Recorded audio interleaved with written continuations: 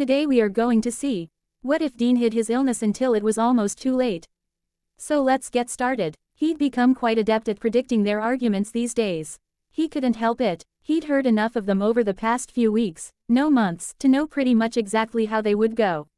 It didn't matter which crappy motel they found themselves in, or which one of them started it. But it was invariably the same. Dad would bark out the latest orders, and then Sam would question it, or refuse to comply. Of course, then it would begin all over again. Dad would talk about the family business, and duty, and Sam would generally bring out the old favorites of, it's my life, not yours, and you always ruin everything for me. And every time, it would end with Dean caught in the middle of two freshly slammed doors, Sam having locked himself in the bathroom with one of his beloved books, and Dad having left them alone to go and cool off elsewhere. Today, it seemed, was no different. With a start, Dean jerked awake, immediately checking his watch with bleary, screwed-up eyes. 6 p.m. He'd been asleep for hours, but the throbbing headache had settled behind his eyes the day before still hadn't shifted, and for some reason, his chest hurt like hell. As he stretched and sat up, retrieving his boots from where he'd discarded them hours before, the sounds of Sam and Dad arguing began to drift in from the next room. Rolling his eyes and involuntarily wincing at the pain this caused his already throbbing head, he grabbed a crumpled RT from his duffel and hurriedly pulled it on over his t-shirt, shivering slightly at the cold. With a slightly longing look back over his shoulder at his recently vacated bed, he hurriedly made his way into the adjoining room, hoping that today would be the day when his role as the mediator would be successful. Just as he suspected, he found Sam sat at the small kitchen table, almost completely hidden behind a sea of books and papers. Dad, of course, was stood beside him, bearing down upon his youngest son with that familiar, impatient expression. So intent were they in their well-rehearsed routine that neither noticed Dean sidle in and sink into the threadbare sofa, snatching up an old magazine and listening to them carefully behind it. It's simple, John was saying, frowning as Sam, continuing to do his homework or whatever, refused to even look at him. Just a vengeful spirit, and it's a simple matter of burning the remains. I talked to the old lady this morning, it's her son's spirit causing the trouble, and he's buried out the back of their old house at the edge of the woods just out of town. No thanks, Sam said with an almost distracted air, still scribbling furiously. John's eyes narrowed as they so often did these days. I wasn't asking you, he said coldly, I'm telling. Get your stuff and let's go. I'm not going, Sam said calmly, finally laying down his pen. Like hell you aren't. I've got a big test coming up, Dad, and I need to study. Dean sighed as they raged on, not even realizing that he'd been staring at the same page of the magazine for ages without actually taking a word of it in. Again he was faced with his constant dilemma of wanting to stop his father and brother arguing, but not knowing how. Maybe it was because he could clearly see understand where each side was coming from. He wanted to remind Dad that Sam was still a kid, all floppy hair and wide eyes and gangly legs. He wanted to tell him that Sam was a really bright kid who genuinely wanted to do well in school and had the brains to do whatever the hell he wanted. Just because Dean had chosen this as his life didn't mean that Sammy had to as well. But at the same time, he wanted to give Sam a good slap upside the head and tell him to stop being so damn disrespectful towards Dad, who, after all, was just trying to protect them and kill the thing that had killed Mom. Dad and Sam were more alike than they realized, Dean thought grimly, as he watched them over the top of his magazine. Both were firmly set in their ways and neither was willing to admit that they could be wrong. He rolled his eyes again, ignoring the short stab of pain in his head as Mom's name was dragged into the argument as he knew it inevitably would. In case you hadn't remembered, Sam, trying to hunt down the monster that murdered your mother. Sam scowled. No, I hadn't forgotten, he said coolly, regarding his father with narrowed eyes. I just don't see how a vengeful spirit in Minnesota has anything to do with Mom. Single quote. John took a menacing step towards his younger son, practically spitting out the words now. 3 people have already been killed here, Sam, 3 innocent people. And who knows how many more if we don't put a stop to the damn thing. Sam had actually stood up now, and was practically nose to nose with Dad. Even at 15, he was almost the same height as Dad. And Dean had to grudgingly admit that Sammy had caught up with him in the height department and would probably overtake him any day now. Dean realized that he had to intervene now, reluctant as he was. Because it was generally at this point that things began to get really ugly. He had barely stood up and half-formed what he was going to say when a loud cough he was unable to suppress silenced him. The force of it pushing him back down onto the sofa. He watched as the sound finally broke Dad and Sam out of their argument for a moment, and they turned to look at him, aware for the first time that he had entered their midst. Dean. They spoke his name in unison, each relieved, each believing that he came to defend their side. Dean, however, was unable to answer, overcome by another loud cough that tore at his chest and left his mouth dry and his heart racing. He instantly tried to cover it up, but he saw Sam's expression instantly change to one of concern, and inwardly cursed himself. "What's wrong with you, Dean?" Sam asked at once, his voice considerably softer. "Nothing, Sam, don't worry about me," Dean replied at once, though the hoarseness of his voice slightly alarmed him, and Sam too by the looks of him. "Your brother's right, Sam, we're talking about you here, not him." Sam rolled his eyes, pushing his hair off his face. "I can see that," he said, his voice immediately hardening once again. "I can see that you don't even care that Dean's feeling sick. All you care about is this stupid, damn hunt. As usual." "Stop it, Sam," John said sharply. "There's nothing wrong with Dean. He's fine, aren't you?" he added as an afterthought, glancing over at his eldest son. Dean nodded, pressing the palms of his hands on his forehead in a futile attempt to ease his goddamn headache. They had some aspirin somewhere, rattling round in the glove box of the Impala but he didn't think that was going to cut it. As if in sympathy with his throbbing head, another loud cough racked through his body. Feeling like it had cleaved his chest in two. Rubbing his chest to ease the pain, he looked up to see both Dad and Sam staring at him, almost suspiciously. "You've been coughing for weeks," Sam said suddenly, turning his head slightly as though to get a better look at his brother. Dean frowned. "So?" he asked, frowning. Sam rolled his eyes. "So," he said slowly, and clearly as though Dean was being deliberately stupid, "you're obviously sick, dude." "It's nothing, Sam," he said quickly, bending down to tie his bootlaces and resolutely ignoring the fresh, throbbing pain in his head. Little lights were popping in front of his eyes and he tightly clutched the sofa's armrest, willing himself not to pitch over and land headfirst on the stained carpet. "Not in front of Dad and Sammy. Anything but that. You're sick, Dean," Sam burst out. "You just went dizzy there, didn't you? Didn't you?" he added, more insistently. "No," Dean muttered defiantly, finally clenching his fists once the room had stopped spinning. Sam rounded on his father once again, his jaw set and grimly determined. "This is all your fault," he spat. "What the hell are you talking about?" Sam pointed at Dean, who was coughing loudly again. "I bet you didn't even realize he was sick even though he's been up every night coughing." Dean suddenly felt a blush creeping into his cheeks. He tried to be as discreet as possible, disappearing off to the bathroom whenever he felt his chest tightening and had even run the shower and flushed the toilet to mask the sounds of his coughs. Sam didn't appear to be aware of Dean's discomfort but plowed on regardless. "See, you didn't even notice and now you want him to go out hunting in the cold and wet." "Leave it, Sam," Dean hissed. "No, Dean," Sam shouted. "I know you don't want to hear it, dude, but you're sick and you can't even admit it. You're scared to tell me your dad." Dean scowled. "What the hell am I meant to be scared of, Sam?" "You," he muttered. Sam shook his head. "It's Dad you're scared of. You don't want to admit that you're sick in case he thinks you're weak." Sam broke off, thinking for a moment before adding, "And you didn't want to worry me, did you? When are you going to get it into your thick skull that I'm not a baby anymore and you don't have to protect me every minute of the day?" Dean leaned back in the sofa. "Shut up, Sammy," he said, not meaning for it to sound as weak and feeble as it did. "Don't start having a go at me for not wanting to worry you. And besides, it's just a cold or something. I'm fine." Sam snorted derisively. "Come off it, man. Your cheeks are bright pink and you're shivering so you're obviously running a fever. You need to go to bed." Dean glared at him, not least because his loud volume was doing nothing to alleviate his headache. "Quit fussing, Sam, I'm fine." "No you're not," Sam cried in frustration. He turned back to his father. "Dad, come on, you're not seriously going to let him go on a hunt like that?" Single quote. "Your brother's a big boy, Sam," John said stiffly. "He can make his own decisions." "So Dean can make his own decisions and I can't?" he asked angrily. "He can have his own life and I can't. Dean's older than you are." "Sam, shut up," Dean muttered. "So you're taking his side?" Sam asked furiously. "I'm not taking anyone's side." "Well I'm still not going," Sam said stubbornly. We've already been over this, John said through gritted teeth. And they were off again, same as always. The subject of Dean's sickness was gone as Sam and John once again butted heads.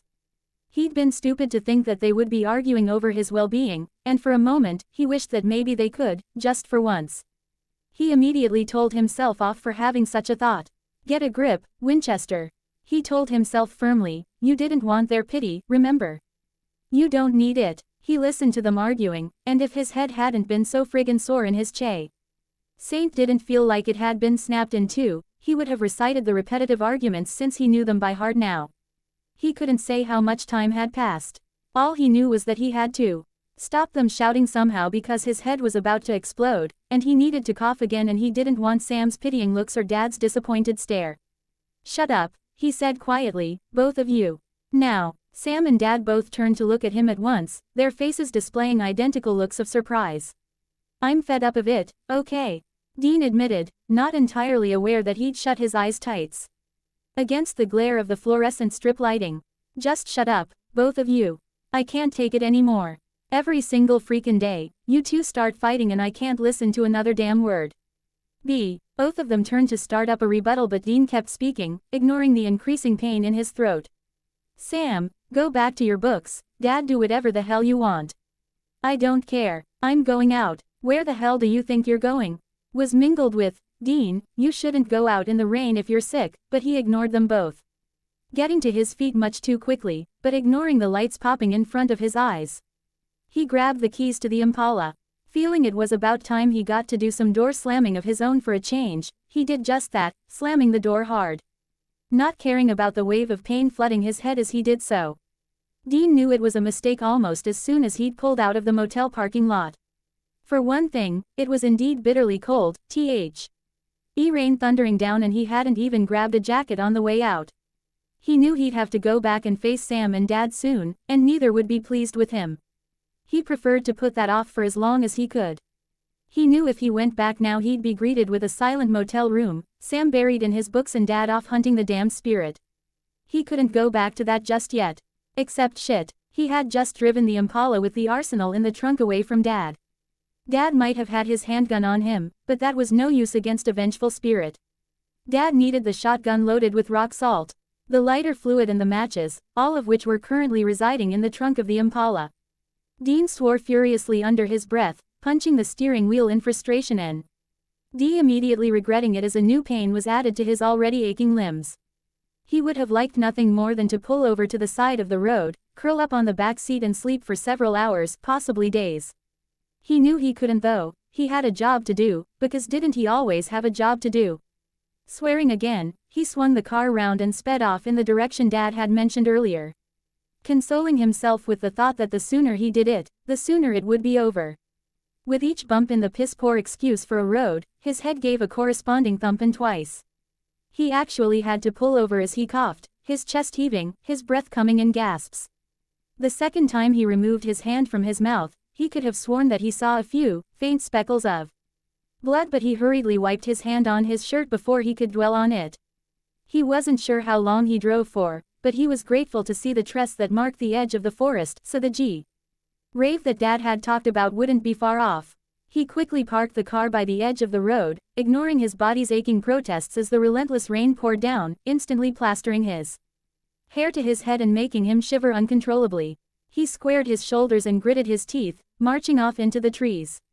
He stamped around in circles for 10 minutes, continually stepping into puddles that send waves of icy water into his socks and boots, making his teeth chatter loudly. It was only then he realized that he hadn't actually lifted the salt gun or the matches from the Impala's trunk. How the hell was he supposed to get rid of the spirit without them? As another racking coughing fit took hold of him, he almost sank to his knees, but grabbed hold of a nearby tree trunk to steady himself. Unfortunately, the rain had made the trunk too slippery to get a good grip. Bent almost double, he began to cough again as a sickening wave of dizziness washed over him. The pain and his head actually causing him to cry out this time, he lost his balance completely. Pitching forwards, he felt something sharp strike his forehead before, mercifully, the darkness enveloped him and he knew no more. Dad, Sam said suddenly, his voice breaking the silence like a gunshot. He stood by the window, peering out through the blinds at the almost deserted parking lot. "Dad," he said again when John didn't answer. "Dean's taken the car." When at last John spoke, it was in the cold voice that Sam usually associated with times when he was in the deepest of trouble. "Of course he's taken the car, Sam. We saw him take the keys."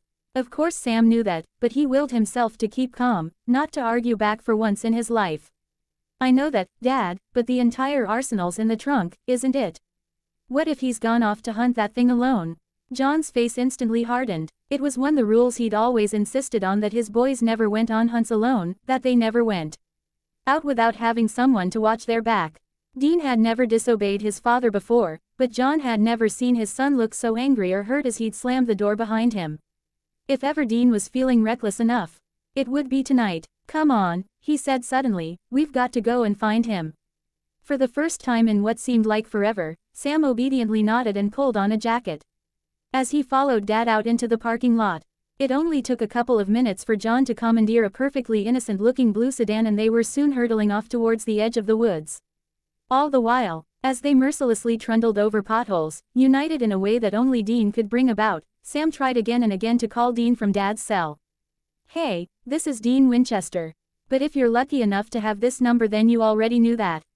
Leave a message." Again and again, Sam was greeted with the recording of his brother's voice but could take no comfort for it. If Dean couldn't come to the phone, then he was injured or unconscious or, "Shut up," he told himself firmly. They'd barely been driving for more than 10 minutes when John abruptly stopped the car. "That's the Impala, isn't it?" he asked, pointing to an abandoned car by the side of the road. On Sam's nod, he swung himself out of the car, Sam close on his heels. "This is nowhere near where the grave is. He should have driven a lot further in," he murmured anxiously. "Why the hell would he stop here?" "Dad, he looked like he had a fever," Sam reminded him, the gentle tone of his voice surprising them both. He wasn't thinking straight. Sure enough, this point was confirmed when they examined the Impala to make sure that Dean simply hadn't fallen asleep in the front seat or something equally innocent. With a sickening jolt, Sam saw that the keys were still in the ignition. The Impala was Dean's pride and joy, his baby, and Sam knew Dean would never carelessly leave the keys behind if he was in his right mind. Sam pocketed the keys for safekeeping as John opened the trunk and swore under his breath. Sam was by his side in an instant. "What is it, Dad? What's wrong?" "There's nothing missing," he said shortly. "The salt guns are there, the matches, everything. He's gone off completely unarmed." "Shit," Sam whispered, and John nodded in agreement, not even reproaching his youngest son for his bad language. "Come on," John said quickly, handing Sam a flashlight and a shotgun packed with rock salt. He shut the trunk with more force than was necessary, and the loud noise reverb rated even above the deafening din of the thundering rain. "I think we should split up, cover more ground. I don't think he could have managed to get that far, but meet back here in 10 minutes regardless. You hear me, Sam?"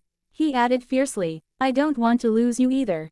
Sam nodded and turned on his flashlight, grateful for the bright path of light it cleaved into the ever-growing darkness. He set off at a run, calling Dean's name as loudly as he dared as he ran the flashlight over the dark, sodden ground. He was with Dad in the thought that Dean couldn't have gone too far, but fear sta. BBED at his insides as the minutes ticked away with no sign of Dean. Under his breath, Sam cursed his idiot of a brother who decided it would be a good idea to go out in the torrential rain when he was sick, so you wouldn't have to go hunting, the small voice in his head finished for him. Great. Now he was feeling guilty on top of everything else as the realization why Dean had done this crept up on him, making him feel decidedly ashamed and more determined than ever to find his brother. He called his name one last time, knowing he was going to have to go and meet up with Dad in a minute or two. This time, however, he was greeted with a loud, hacking cough that could only be coming from Dean. Sam winced as the coughing got louder. It sounded like Dean was doing his best to cough up most of his internal organs. Sam swung the flashlight over the ground and finally it lit upon a sodden heap that could only be his brother. Sam dropped to his knees beside Dean at once, the cold dampness of the ground immediately seeping into his jeans. Dean had stopped coughing now, but he remained curled up on himself, his arms wrapped protectively round his ribs. Even by the flashlight Sam could see how pale he was, though his cheeks were flushed a deep angry red as though someone had slapped him hard, and when Sam gently touched his forehead, he withdrew his hand at once in shock. Dean was burning hot, Despite the chilly rain and his lack of a jacket and the fact he'd been lying on cold, wet ground. Sam dug in the pocket of Dean's jeans and pulled out his cell phone, calling Dad, who thankfully answered on the first ring. "I've got him, he's with me." "How is he?" Sam had never heard his dad with such a note of pain in his voice before. Sam hesitated a moment before answering. "He's not looking good, Dad," he said at last, dropping his voice to a whisper so that Dean wouldn't hear. He didn't even know if Dean was awake. Sure, he was moaning slightly under his breath, but his eyes were still closed and he hadn't moved. Sam told Dad where they were and disconnected the call with Dad's assurance that he was coming to meet them. Sam pocketed the phone, then gently shook Dean's shoulder, hoping he wasn't hurting him. "Dean," he called. "Dean, it's me, it's Sam. Can you hear me?" For a moment, Dean didn't stir, so Sam shook him again, harder this time, willing his brother to wake the hell up. With a sharp intake of breath and another bout of painful-sounding coughs, Dean's eyes fluttered open, dazed and confused. Sam," he choked out, his hoarse voice almost completely unrecognizable. Sam breathed out, temporarily relieved that Dean was awake. His relief instantly subsided, however, when the coughing started again, leaving Dean gasping for air. "Come on," Sam said firmly. "Dad's waiting for us. We're going to get you some help." For possibly the first time in his life, Dean allowed Sam to help him to his feet, which served as just another reminder of how sick he really was. As soon as he'd pulled Dean into something resembling a standing position, Sam pulled his brother's arm round his shoulder, keeping him upright as Dean's knees buckled and he swayed alarmingly. Eightful he was the same height as his brother these days, Sam navigated their way back towards Dad. Even though Sam was supporting most of his brother's weight, Dean's face had gone slightly gray with the exertion and his eyes were screwed up in pain. "I can't," he gasped, coughing again and spitting out what looked horribly like blood. "Yes you can," Sam said firmly, tightening his grip as Dean tripped and nearly went headfirst. "I've got you, and we're going to get you to the hospital." "Dad's going to kill me," Dean moaned, the sentence punctuated with much spluttering and gasping for breath. Sam could have said it was more likely to be passing out on the muddy ground in a torrential rainstorm while he was horribly ill that would kill Dean, but that would hardly have helped matters. Sam instantly regretted even thinking it. Dean wasn't going to die, of course he wasn't. Sam's big brother was indestructible. He'd seen Dean in plenty of tight scrapes before, and he'd always pulled through, always. This was his big brother who beheaded vampires and killed werewolves without a second thought. Of course he was going to be fine. All the same, Sam was immensely glad when the beam of Dad's flashlight fell on them. "Dad," he cried, never more grateful to see the man in his life. Perhaps he had relinquished his grip for a second because Dean was suddenly slipping from his grip, seemingly intent on meeting the ground again. Dad was there in an instant, grabbing Dean's other arm and pulling his eldest son upright again. "The car's just up here," he said, though Sam wasn't sure if this was for his benefit or for Dean's. He wasn't even sure if Dean was still awake, he hadn't spoken in a while. Dad seemed to have the same concern. "Still with us, Dean?" he asked, and to Sam's relief, they received a quiet, "I'm here." In reply, after what seemed like an age, the familiar sight of the Impala came into view and Sam quickly handed Dad the keys. They'd just begun the seemingly impossible task of moving the dead weight that was Dean into the back seat without hurting him when the coughing started again. The horrible rattling sounds filled the air as Dean was forced to double up, emptying not only blood. Sam noted grimly, but what looked the entire contents of his stomach as well. It was only when they pulled him upright again that Sam noticed the long gash high on Dean's forehead. Great. Concussion on top of everything else. Just what Dean needed right now. Deciding there was no easy way to get Dean into the car, Sam slid into the back seat first, gently pulling, while Dad pushed Dean in beside him. Within seconds, Dad was in the front and they were off. Despite the heat radiating from his skin, Sam could hear Dean's teeth chattering even above the roar of the car's unreliable old heater and the rain hammering the roof. He pulled off his own jacket at once, tucking it round his brother's shaking shoulders.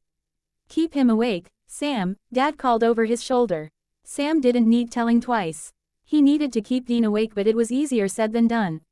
His eyes were only half open, his head nodding forwards as though he was desperate to go for a good long sleep.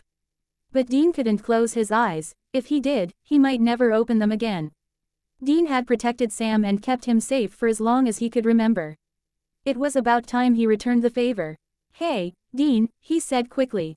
Thinking of the first thing he could and running with it. Remember last summer, when Dad was hunting those werewolves in Topeka?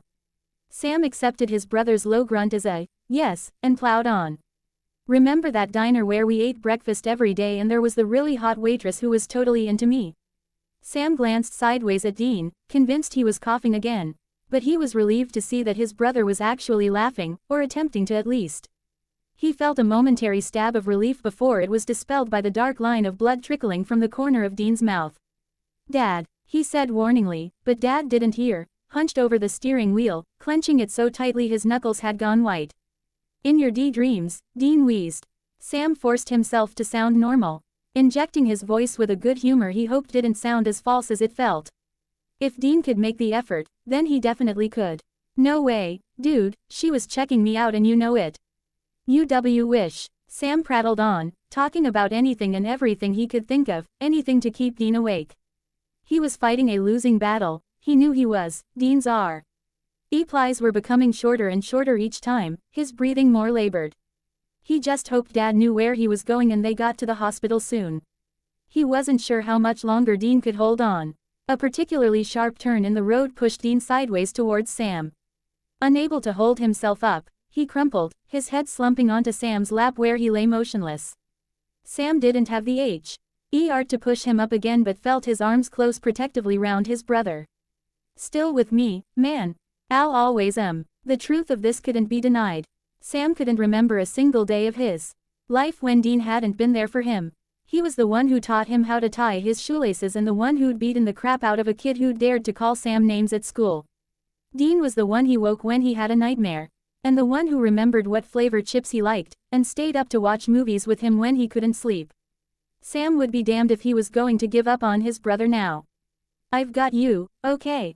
Don't worry," Sam said fiercely. "And don't think about going anywhere without me." And never. The rest of Dean's words were cut off by more coughs and Sam felt the blood speckling his jeans. "Dad," quickly, he shouted, knowing with a sinking feeling that they were running out of time. "I'm going as fast as I can, Sam," John called back. Sam knew they were driving as fast as they could in the torrential rain, and Dad had ran at least 3 red lights, but he still feared that it wasn't going to be enough. As the coughs finally subsided, Dean fell silent, his head lolling back into Sam's lap once more. "Dean." No reply. He called his brother's name again, and Dad was yelling from the front seat but Dean wasn't listening. But Dean always listened to Dad. He never disobeyed and if Dad was yelling at Dean to wake up and open his eyes then he would. But he didn't. A hand in front of Dean's mouth told Sam that his brother was breathing, but only just. "Come on, man," Sam said desperately, choking the words out past the lump in his throat. "You promised you'd always be there for me, right? To protect me. Well, I need you. Right now I need you more than ever." The words twisted Sam's insides. He hated himself for what he was about to say but he felt sure it was the only thing that might work. "Dean," he said, trying to sound firm and authorities like Dean. "Dean, I'm in trouble and you're not here to protect me. You're not doing your job, Dean, you're not watching out for me. I need you and you're not here." Sam could see Dean struggling to open his eyes. See the single word his blue-tinged lips were shakily trying to form. With seemed like the greatest effort in the world, he finally managed to gasp out, "Sammy." Sickened and shamed that it was the thought of his brother in trouble rather than himself that had pulled Dean back, Sam placed a firm hand on Dean's trembling shoulder. "Stay with me, Dean, all right? I need you here. I can't do any of it, by myself." Single quote. His hand on Dean's shoulder was immediately thrown off by the huge, uncontrollable shudder that suddenly went through Dean's body, his arms and legs jerking wildly as Sam tried desperately to hold him in place. "Dad," he yelled. "Dad, I think he's having a fit, or a seizure or something. Dad, what do I do? Dad," he yelled again, when no answer came. "Fever seizure," John muttered. Barely audible over Dean's groans as he writhed wildly and Sam struggled to keep hold of him. "It's a warning to lower his temperature. You need to hold him still." "I'm trying," Sam said through gritted teeth, Dean apparently doing his best to make sure he fell off his seat. With a loud gasp, Dean's eyes flew open, which should have come as a relief but his eyes were glassy, his gaze unfocused. Their brilliant green somehow diminished. "Mom," Dean whispered, and with a horribly jolt to his stomach, Sam saw that his brother was crying, actually crying. Sam had never seen his brother cry before, but the tears leaking from the corners of Dean's eyes were undeniable. Sam did his best to swallow the lump in his throat. What the hell was he supposed to say to that? "Dad, what do I do?" Sam called desperately, making no attempt to disguise the tears cascading down his own cheeks now. Mom," Dean whispered again, the seizure finally stopping, his limbs relaxing as his eyelids fluttered shut again. "Dad, help me, what do I do?" Sam yelled. "Sam, you freaking out isn't helping anyone," John snapped, his eyes fixed firmly on the seemingly never-ending road ahead. "Pull yourself together." Sam couldn't believe what he was hearing. After everything that had happened, his dad still managed to find time to tell him off. "Give it a rest, Dad." What was that? Sam willed himself not to shout, knowing it was the last thing that the now unconscious Dean needed. "I think we've got more important things to worry about right now, don't you? Just concentrate on helping your brother, would you?" "What do you think I've been doing?" Sam retorted furiously. "Can't you drive any further?" He added irritably. "Don't you think that if I could go any faster I would?" "Well, you need to hurry up." Sam glared at the back of his father's head. "Sam, for the love of God. Saints, stop fighting." The sound surprised them both, roused perhaps by the familiar sounds of his father and brother fighting. Dean looked up at Sam through half-open eyes. "Place please," he added, his voice tightening as the latest bout of coughing prepared to make itself known. For me." Of course there was nothing. Absolutely nothing that either Sam or John could say in return to that. John urged the car onwards, breathing out in relief as the bright lights of civilization finally burst into view. Sam simply stroked Dean's sodden hair and kept talking, long strings of nonsense about, holding on, and, nearly there, and, keep fighting. He knew it was useless really because Dean had gone somewhere Sam couldn't follow. After what seemed like hours, John finally reached the hospital, coming to a halt so abrupt that the brakes squealed in protest. Without a word, John and Sam bundled Dean up between them, his arms and legs dangling limply as they ran towards the doors of the emergency room. And then there were people, unfamiliar people in white coats and scrubs, barking orders and yelling things that Sam didn't understand. They pulled Dean out of Sam's grip and were already wheeling him away before Sam could tell them that he was coming too, because he couldn't let Dean go off on his own. That's what started all this in the first place, and Sam would be damned if he made the same mistake all over again. The doors had slammed in his face before he could say anything aloud. As Dad was taken to one side to give Dean's details, Sam sank into one of the plastic chairs and buried his face in his hands, unable to suppress the emotions that had been building ever since he had set off into the tress with his flashlight what felt like years before. He didn't even care if Dad saw him. In fact, Sam thought savagely, "I want him to see, and if he had any decency he'd be sobbing as well because he is just as much to blame as me." The night seemed to last forever. Sam was sure that someone had made the clock on the wall go deliberately slow just to aggravate him. The nurse had suggested they go home, that the hospital would call immediately if there was any news, but the look Sam gave her was so intense that she actually recoiled and took a step back. Dad had disappeared. To make a few calls, and Sam supposed he was checking to see if there were any hunters nearby that could take care of the job Dean had nearly died in the pursuit of. "Yeah, that's really the most important thing here, isn't it, Dad?" Sam thought bitterly. As usual, the job was the most important thing in his father's life, not his desperately ill son who was currently fighting for his life. Sam hadn't seen his brother since they'd whisked Dean away nearly 3 hours before. The nurse, every time she passed and Sam looked up eagerly, said there was no news yet, but keep hoping, keep praying. Didn't think Dean believed in God anymore, but Sam did, and he prayed to God, to the saints, to the angels, to anyone who was listening. So far, his prayers had gone unanswered. If Dean gets better, he thought, I'll never let him go off by himself again, I'll let him pick what to eat for dinner every night, and I'll never laugh at the music he listens to again. I'll never fight with Dad again. It had been Dean's last coherent thought. His last words, the last thing he'd heard had been Sam and Dad fighting again. Stop fighting, please, for me. Dean had never asked for anything for himself. Never. If he asked Dad for food or for money, it was because Sam was hungry, because Sam needed something, because Sam wanted something. Shame pricked at Sam's insides again. That's what had started all this off. Sam was concerned about what he wanted, and Dad was concerned about what he wanted, and neither had realized that Dean needed them. Dean hadn't been able to confide in either of them because they were both too wrapped up in their own concerns. Dad dropped into the seat beside him just as the nurse rounded the corner once again. Sam jumped up at once. "Mr. Winchester?" she asked, consulting her clipboard, while Sam registered surprise that Dad had actually used their real names. Dad looked up at the mention of his name. "Yes," he answered immediately. "Is everything okay? Is Dean?" The nurse forestalled any further questions. "Your son's in the intensive care unit, Mr. Winchester. He's really very ill and suffering from bacterial pneumonia, a touch of sinusitis, as well as 2 broken ribs and quite a severe concussion." "Is he going to be all right?" Sam asked, sounding impossibly high-pitched and childish. The nurse's face softened slightly at the sight of his anxious expression, but her words did little to comfort him. "He's not out of danger just yet," she said, in a matter-of-fact tone that made Sam's insides squirm. "Is he awake?" Sam knew what the answer would be, but he needed to ask anyway, just to be sure. The nurse smiled sympathetically. "No, not just yet, sweetheart. He's heavily sedated just now." "Is he in pain?" Sam could feel Dad's restraining hand on his shoulder, warning him to give it a rest. But Sam shrugged it off. He needed to know. "We've made him as comfortable as we can," the nurse said, not entirely answering Sam's question. "And when will he wake up?" The nurse sighed. "Just let him get through the night first, then we'll take it from there." Dad asked the next question before Sam got a chance. "Are we able to see him?" Sam could see that the nurse wasn't happy about it.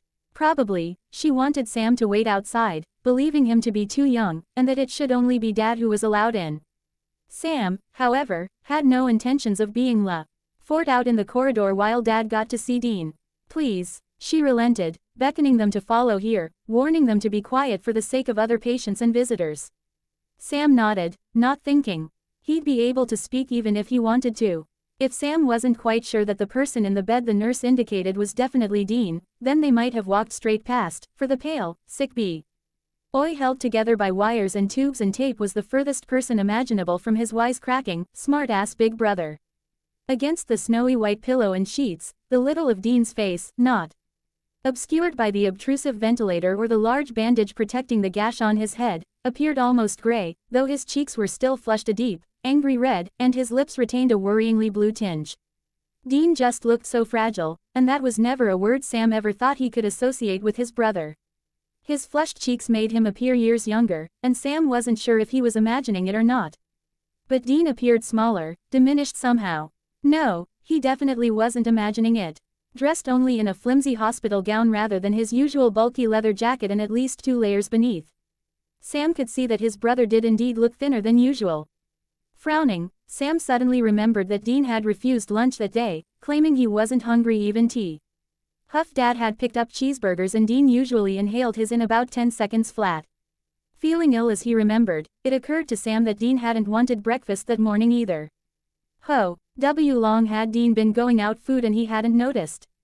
That should have been an obvious sign that something wasn't right and Sam hadn't even registered it. It was just another example of how he'd failed his brother. How Dad had failed him too. Almost gingerly, Sam approached the bed while the nurse spoke to Dad. Sitting down in the chair beside the bed, Sam took Dean's hand, the one not attached to an IV. He worried he was hurting him. He looked like the slightest gust of wind could snap him in two, but he needed to hold on to his brother, needed to physically feel that he was still there, even if he couldn't speak. "Hey, Dean," he said softly. "It's me, Sammy." He didn't even register the use of the hated nickname. "Dad's here too. You're in safe hands now, dude." He looked down at their joined hands. Dean's still burning hot, lax and limp, grasped between both of Sam's. In spite of himself, Sam smiled, albeit a little sheepishly. "Man, we're having a total chick flick moment here. You'd kick my ass if you could see me holding your hand. I'd be embarrassed if I wasn't sure you weren't too hopped on meds to notice." Dad joined them, placing a hand on Sam's shoulder. For one, he didn't shrug away. Though the gesture felt alien, unwelcome, and he wasn't quite sure if he liked it. For a minute or two, all 3 Winchester men sat in silence, Sam and John each lost in contemplative thought. Dean hopefully lost on some painless, drug-induced pleasant dream. At last John spoke, shocking Sam out of the reverie he'd fallen into. "That nurse reckons I should take you home. She say, you look like a drowned rat and you need a warm bath, a warm meal and a warm bed." "I'm not leaving him," Sam said at once, not taking his eyes off his brother and momentarily forgetting his promise not to fight with Dad. To his relief, Dad didn't insist he do what he was told. I thought you'd say that. The nurse agreed to keep an eye on the both of you if I went to go and get you some food and dry clothes. You're going to get rid of that spirit, aren't you? Have to, Sam. There's nobody else in town to do it. Couldn't you call Bobby or someone? Bobby's a couple of hours drive away. And besides, Sam, it's the least I can do for Dean to get this damn thing taken care of. Sam nodded, suddenly understanding. Just be careful, he said, almost grudgingly. Don't forget to bring the salt and stuff with you. Dad actually chuckled at that. Promise I won't forget. Good. I don't want to haul your ass out of the woods too. Dad had almost made it to the door, before he stopped. Watching both his boys over his shoulder. Sammy. And any other time, Sam would have berated him for the use of hated nickname, but now was hardly the time. Sammy, watch out for Dean, will you? It was strange, Sam reflected. As Dad left and he was left alone with Dean, that he had never been given that command before. It was weird to hear the names the other way around. Dean, he knew, was G. Ivan the command to watch out for Sammy, at least once a day, and this took the form of anything from making sure Sam woke up on time and ate breakfast to ensuring the vampires they were hunting didn't take a chunk out of him. Dean had been watching out for him a little too much, he reflected grimly, and he'd never thought to return the favor. He wondered when the last time Dean had had anyone watching out for him. He'd always sort of assumed that Dean would always be there, in the background maybe, but always reassuringly present, cracking inappropriate jokes and hitting on any girl that moved. He never imagined that anything could happen to Dean. Maybe it was childish of him to believe that his big brother was indestructible. Looking down at the pale, inert figure in the bed, he was CED to realize that Dean was anything but indestructible. Hey, it's me again, he said softly, checking over his shoulder to make sure that the nurse had left the room. He didn't want anyone eavesdropping on his private conversation with his brother. He wasn't entirely sure that Dean could even hear him, but it was worth a shot and he needed to talk to Dean, to let him know that he was with him. Dad's gone, he continued. He's gone to get that spirit. You know, the one you went after. He'll take care of it, don't worry. He told me I had to watch out for you, though. How weird does that sound? You're always the one watching out for me, and Dad. It shouldn't sound weird though, and I'm sorry, because we should always be watching out for you too. Dad didn't even notice that you got sick, and I didn't do anything about it. Even though I heard you coughing. I just wished you'd said something, man. He fell silent, blushing a little as the nurse entered the room once again to check on Dean. Taking his temperature and adjusting the IV slightly before leaving again. Sorry, dude, but I think the nurse is a little too old for you. Probably wouldn't stop you trying to get her number, though. He paused, smiling a little in spite of himself. Anyway, I'm here, man, and I'm fine so you don't need to worry about me, alright?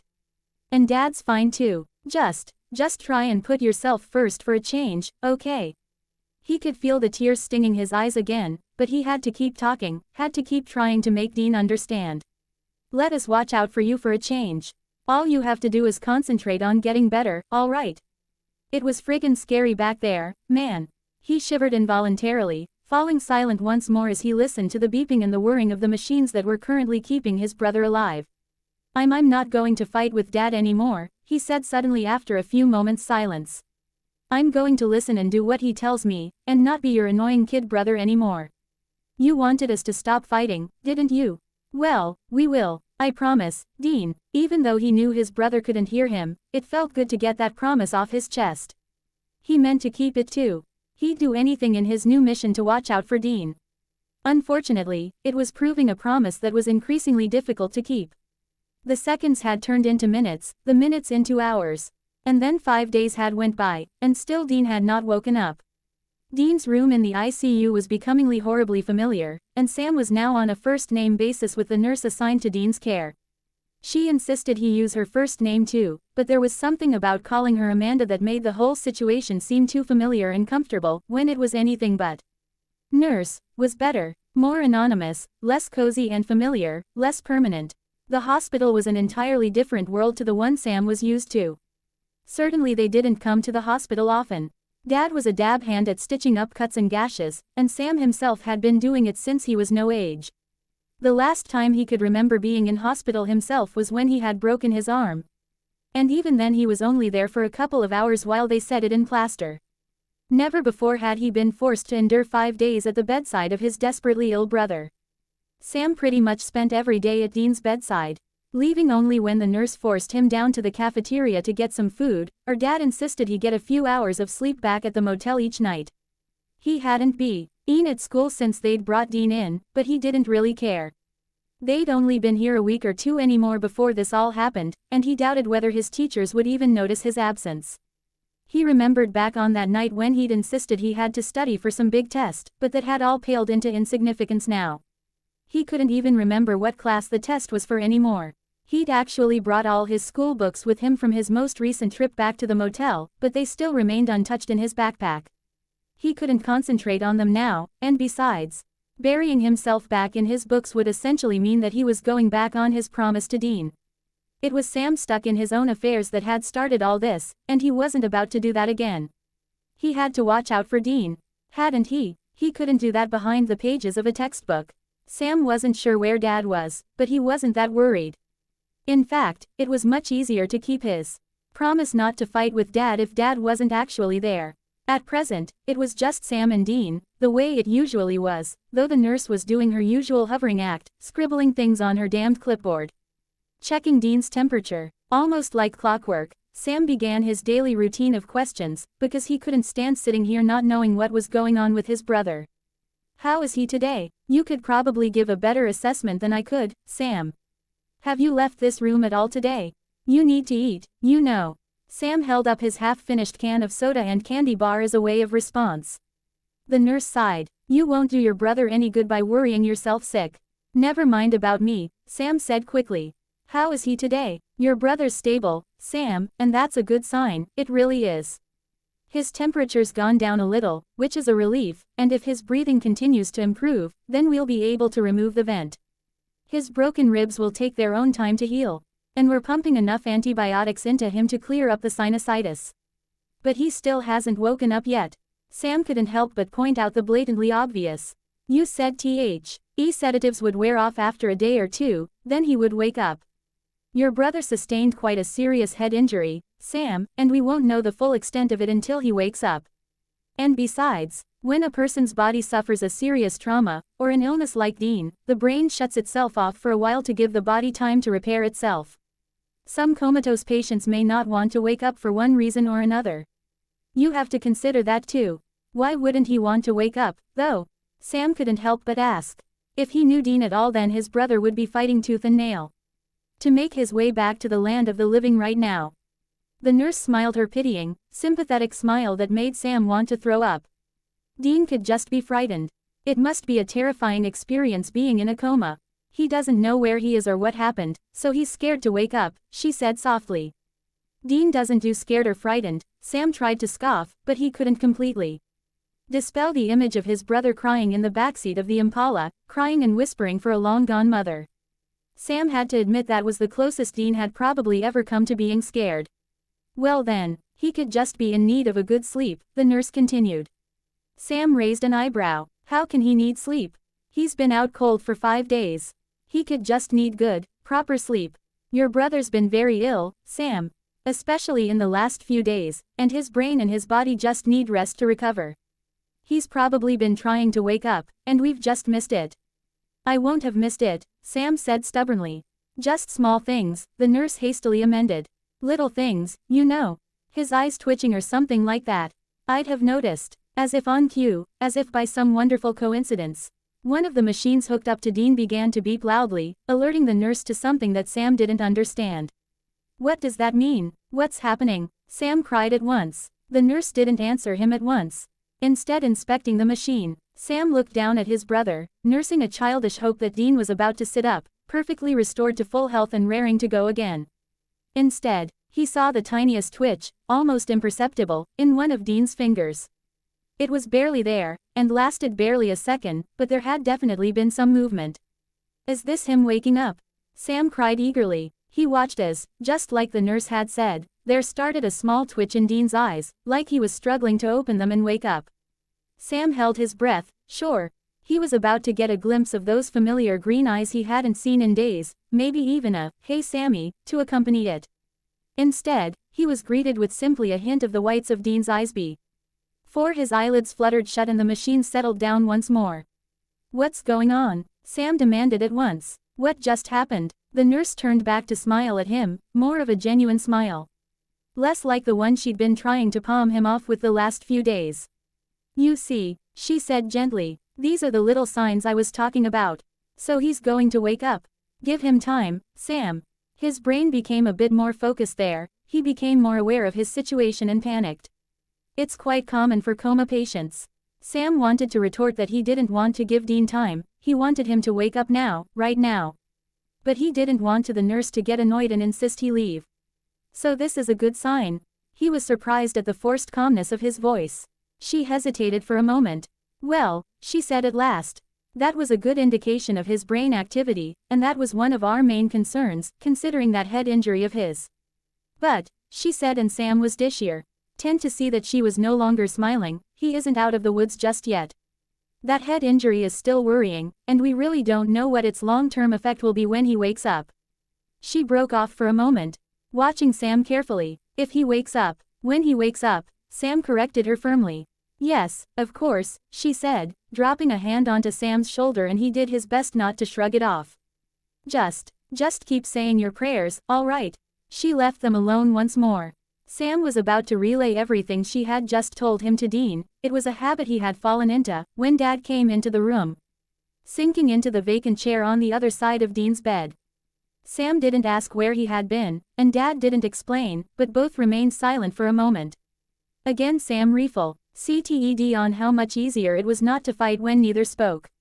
Their prickly silence wasn't exactly comfortable or companionable, but Sam knew it was preferable to them going for each other's throats, as they were so wont to do. 10 or so minutes passed, the only sounds the steady beeping and whirring of the machines attached to Dean, and the hustle and bustle of the busy corridor outside. Dean moved one of his fingers earlier. Sam said at last, feeling it was prudent to share this information with his father. Dad, who had been slumped in the chair, staring into space, suddenly jerked to attention. He did? He asked, his eyes now fixed upon Dean as though expecting him to jump out of bed. Sam nodded. His eyes twitched a bit too, just for a second though. The nurse said that's normal. Silence crept up on them once more. With a slightly bitter thought, Sam realized that normal families wouldn't react like this.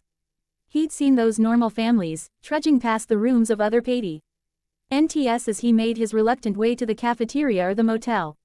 Normal families helped each other when one of the members was in the hospital. He'd seen them huddled together, gripping each other's hands as they waited for news.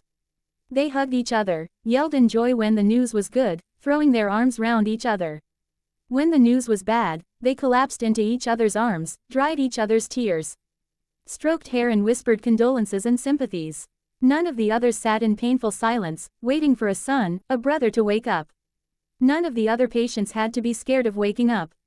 Scared that the two people he loved most in the world would be fighting again, the same fighting which had allowed him to get so ill and injured in the first place. What are we going to do, Dad? Sam said quietly. Some time later, Dad looked up, frowning slightly. What do you mean? Sam indicated the pale and lifeless form lying between them. What are we going to do about Dean? We're going to wait for him to wake up. Sam, what else would we do? The words had left Sam's lips before he could stop them, and he instantly regretted them. But what if he doesn't wake up?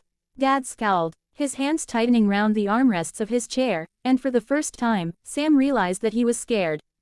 If seeing Dean scared and upset was unusual, then Dad being scared was downright weird.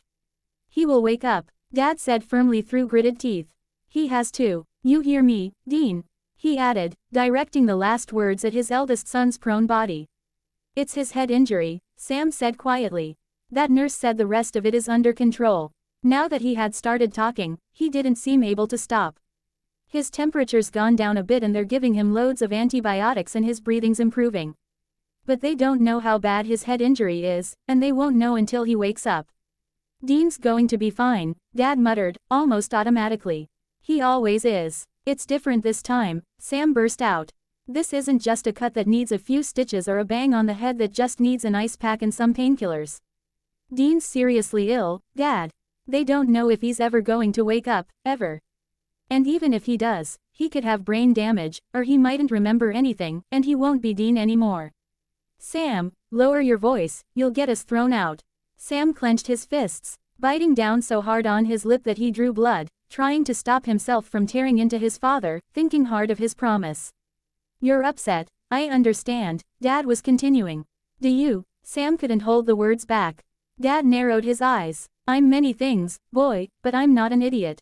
I can tell when my own son is upset. You couldn't tell when your own son was sick though, could you?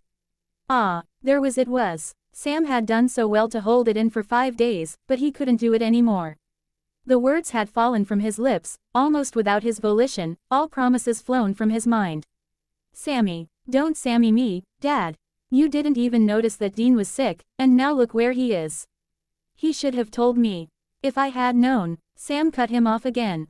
What would you have done if you'd known? Dad, told him to go back to bed. Made him soup and tucked him in. Come off it. You'd have told him to man up and stop acting like a kid. Sam, stop it. But Sam continued. You act more like an army commander than a real father. Well, this may be news to you, Dad, but me and Dean aren't soldiers, and we aren't invincible. Dean's pretty much proved that, hasn't he? He was so damn eager to please and not disappoint you, and look what happened. He broke off, breathing heavily through his nose as though he had just run a great distance. I know why this happened, Dad said quietly. I know I'm to blame, but you have to admit. I have to admit that it's my fault too. Well, I know, Dad, I know it's my fault. If I had stopped acting like a spoiled little kid, and followed your orders like a good little soldier, then Dean would be fine. Yeah, I know, Dad. To his horror, hot tears filled his eyes and began splashing down his cheeks. He furiously wiped them away with the back of his hand. Sam, listen, Dean himself. You can blame me all you want, Dad, and you should sure as hell blame yourself, but don't you dare try and blame Dean, don't you dare. He couldn't trust either of us enough to tell us he was ill, and then he went off on that hunt himself, trying to protect me and be loyal to you. Dean spends his whole life looking out for us, both of us. And we let him end up fighting for his life in a hospital bed. You know what that nurse said? She said that coma patients are sometimes too scared to wake up, too scared of what they're going to find when they open their eyes. Dean's scared, Dad, he's scared of our reactions, scared that you'll be angry with him, that I'll be worried. Sam broke off, almost panting for breath as he pushed his sweaty hair off his face. Well, you are worried, and I'm sure as hell angry. How can you be angry with him now? Sam spluttered. After everything, how can you be angry with him now? Because it was damned irresponsible and reckless what he did. Out in that rain, not even a jacket, not even armed. What if that spirit had have caught up with him? Dad raised his voice for the first time. Shaking, literally shaking with anger. A red mist descended in front of his eyes. He had a fever, he yelled, forgetting he was in a hospital, forgetting that he needed to be quiet, forgetting the promise he had made not to fight with his father. Dad probably made some reply, but Sam couldn't hear. 2 hospital orderlies, broad-shouldered and even taller than he was, had arrived. He and Dad were rather forcibly removed from the room, told to go and cool off elsewhere. Sam's shouts of, "Leave me alone," mingled with Dad swearing under his breath and the orderlies, talking loudly about, "Tensions run Ning high," and, "Difficult times will do this." In the ensuing chaos, nobody noticed the figure in the bed. As Sam and Dad were removed, the door swinging shut behind them, nobody was there to see Dean clench his right hand into a fist. Nobody heard the loud beeping of the machines as Dean opened his eyes fully for the first time in 5 days, looking all around, dazed and confused. It was too much for him. And by the time the nurse noticed and rushed to his bedside, his eyes had already closed again. It had been nice while it lasted, but ultimately, he fell back asleep as the sounds of Sam and Dad fighting filled his ears once again. Sam didn't want Dean to know that he'd missed him waking up for the first time because he'd been fighting with Dad. When he'd returned to the hospital the next morning, suitably cooled off and embarrassed, it was to find that Dean's ventilator had been removed. The beaming nurse had told him that Dean's breathing had drastically improved overnight, and now he just needed an oxygen cannula to give a helping hand rather than do all the breathing for him. It was then she told him, rather hesitantly, that Dean had fully opened his eyes literally seconds after Sam had been removed from the room. "And you didn't call us back?"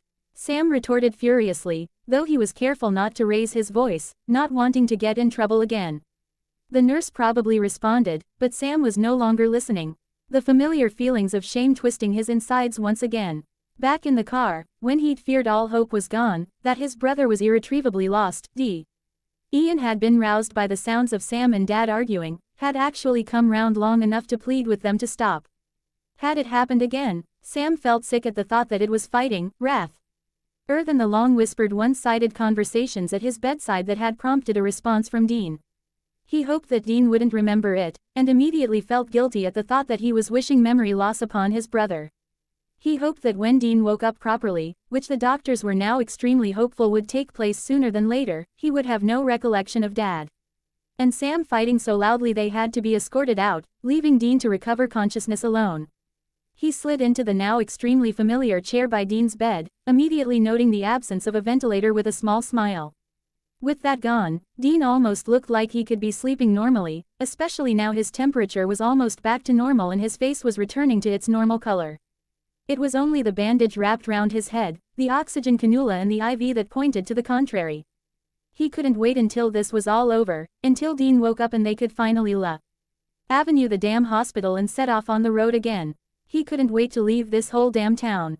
Ever since they'd arrived here about 3 weeks before, there'd been nothing but arguments, reluctant hunts, sleepless nights punctuated by Dean's coughs, and now this. Then again, apart from Dean getting sick of course, it had been like this for a while now, regardless of which town they happened to find themselves in. But not anymore, Sam decided firmly. Dean had woken up to the sounds of fighting for the last time. Sam hadn't spoken a word to Dad since their argument the night before. Their car ride back to the motel had passed in stony silence, and Sam had gone straight to bed, pulling the covers over his head to show his father that he had absolutely no desire to speak to him, knowing it looked absurdly childish but unable to care.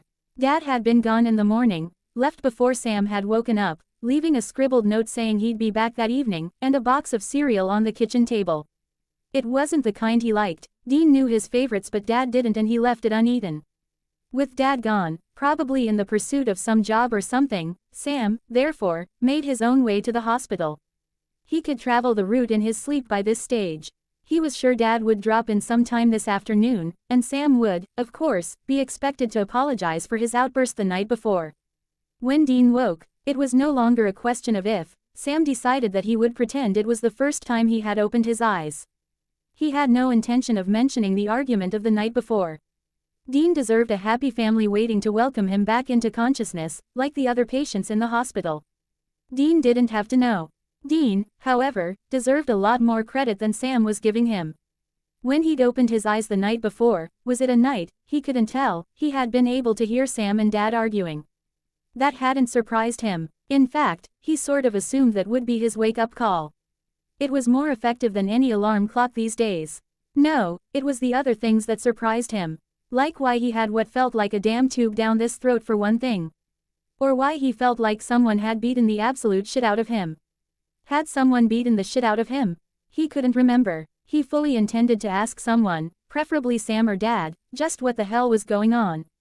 But he couldn't see them, and he felt so damn tired that he was asleep again before he knew it, and he couldn't hear Dad and Sam anymore. As he slept, or whatever, strange, disjointed fragments flittered across his mind, and he couldn't tell they were dreams, or memories, or just figments of his imagination. Dimly, like it was an old movie he had forgotten most of the details of. He could remember being angry, and upset, more angry than he'd ever been before. He couldn't exactly remember why he felt so angry, until the familiar sounds of arguments jogged his mind. Of course, Dad and Sam had been fighting, nothing new there, but something had been different. He had been different. Then it all got fuzzy and confusing. He remembered going off somewhere by himself, he wasn't sure where. And then he wasn't sure what happened next. He had blurred recollections of rain, and cold, and coughing, and blood. He'd been sick, hadn't he? That's what was wrong. That's why he was stuck here. Wherever here was. He wasn't sure if he'd imagined what had happened next, but he seemed to remember Sam being there, and maybe Dad, and the car, but he wasn't driving, and that was odd in itself. And then Mom was there, but that couldn't be right because Mom was dead, and if she was there, then maybe Dean was dead too. He could feel the scorching heat of the fire.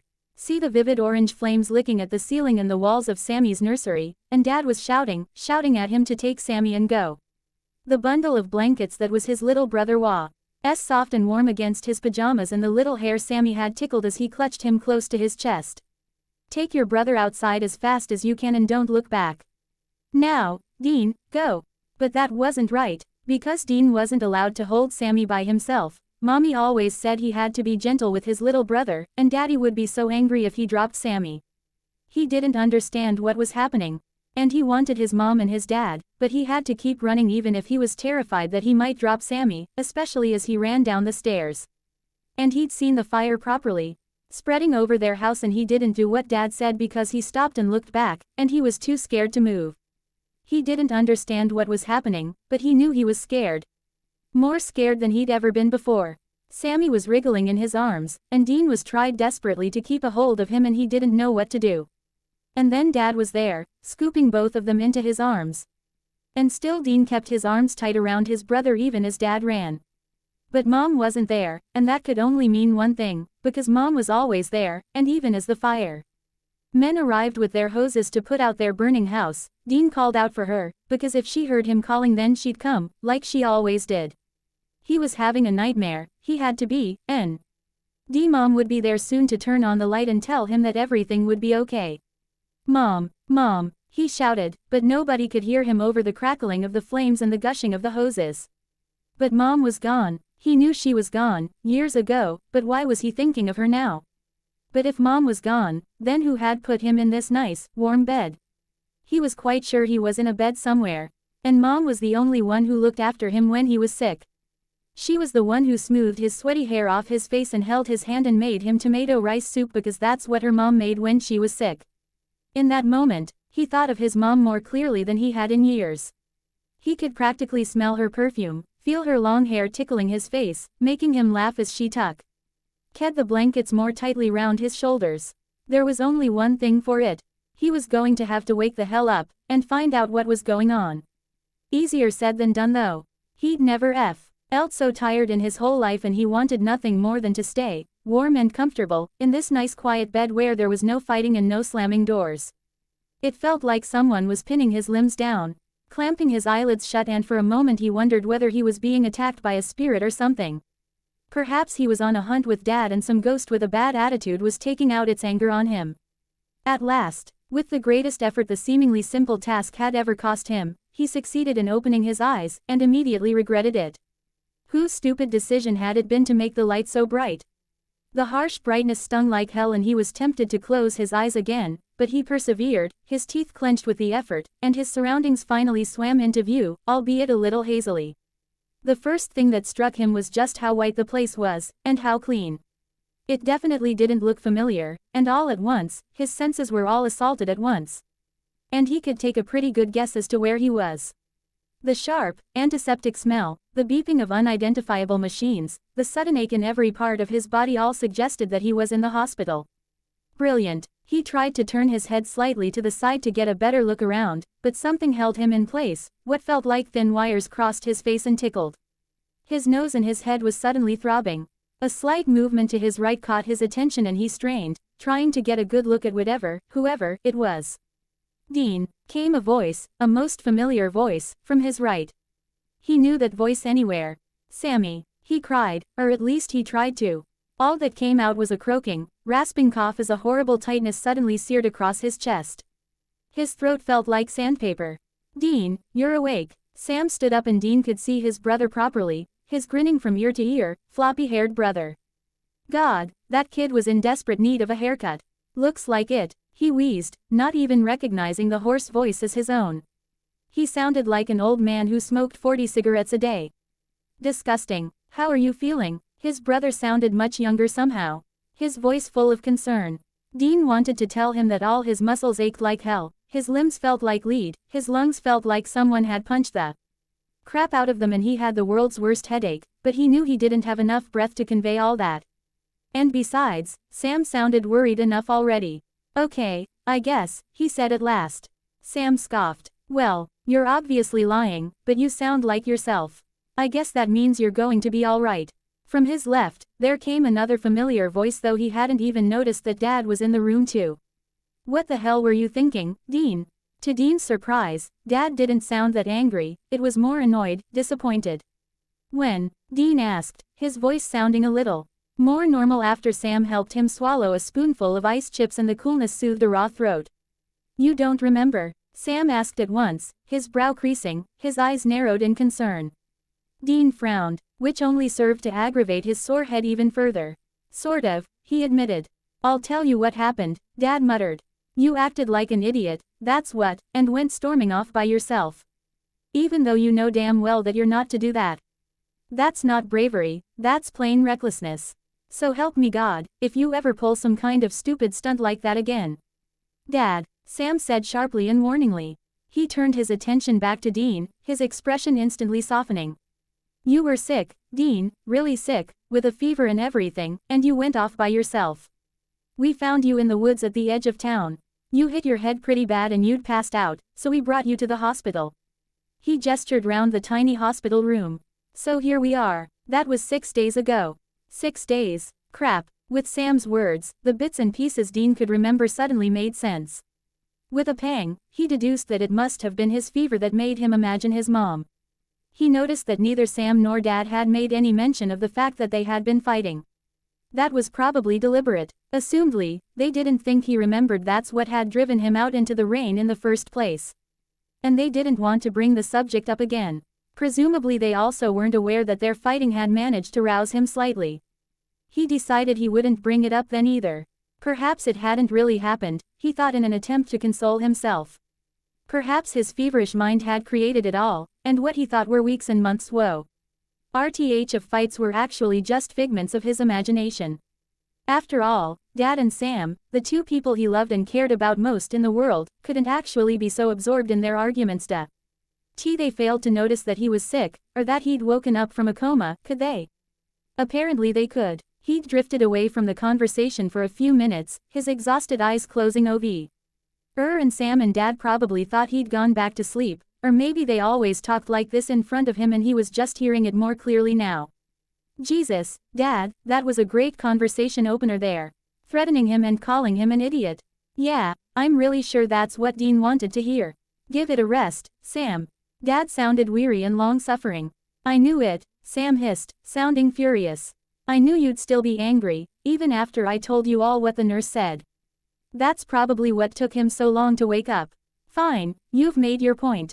Happy now? No, I'm not happy, Dad, Sam snapped. Dean debated opening his eyes again and telling them to shut the hell up, but decided against it, rightly assuming he wouldn't be able to get enough breath into his lungs to complete the sentence. Thankfully, he was saved by the arrival of a third voice, a completely unfamiliar one this time. Did I hear that someone was awake?